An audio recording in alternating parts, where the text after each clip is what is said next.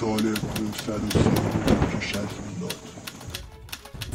در آن زمان کوروش بزرگ پادشاه ایران بود و در حال گسترش مرزهای ایران و فتح سرزمین‌های اطراف اون بود. در آن زمان سرزمین بابل هم مرز ایران بود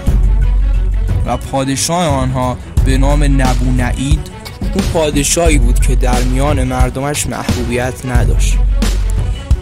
از جمله این که اون همدین نبود با مردمش و اینکه حتی در جشن‌های سالانه اونا هم شرکت نمی‌کرد و موقع‌های جشن از اون سرزمین خارج می‌شد و سفر می‌کرد. اما با این حال پادشاه بابل و پسرش لشکری آماده و ارتشی مجهز و قوی داشتند و حتی دروازه‌ها و دیوارهای بابل جوری مستحکم بود که دیوارهای بیرونی شهر 90 کیلومتر طول داشتند و ضخامت اونها 24 متر بود و در حدود 100 متر این دیوارها ارتفاع داشتند، جوری که هیچ ارتشی نمیتونست این دیوارها رو به راحتی رد کنه و اون شهر رو فتح کنه. کوروش بزرگ بعد از فتح‌های بسیار به فکر فتح بابل افتاد، چون در آن زمان بابل شهری ثروتمند و پیشرفته‌ای بود و کوروش کبیر پادشاه هخامنشیان در آن زمان دستور به حمله به بابل داد.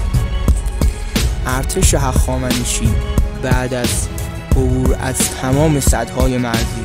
و دژهای نیرومند بالاخره به دروازه های شهر رسیدند. کوروش بعد از دیدن دیوارهای غیر قابل نفوذ بابل تصمیم میگیره اونجا رو دور بزنه و با تدابیر خاص خود در 2 جبهه شمال و جنوب درگیر میشه با نیروهای بابلی و بعد از 2 هفته جنگ و ستیز بالاخره ارتش هخامنشی به پیروزی میرسه و کوروش بعد از اسیر کردن نبونید و تبعید کردن اون به کرمان با افتخار و سربلندی و بدون خشونت و غارت از دروازه های اصلی بابل شهر وارد میشه. سپس کوروش هنگامی که به میدان اصلی شهر میاد دستور میده که تمام مردم شهر در میدان جمع بشن و بعد از دیدن حال پریشان و نگرانی مردم از این که غارت و خشونت بر علیه اونا اتفاق بیفته مردم رو شاد میکنه و آسایش و رفاه و عدالت رو به اونا ارمغان میده. چنین شد که سال 539 پیش از میلاد بابل توسط ایرانیان فتح و عدالت در اونجا گسترش پیدا میکنه.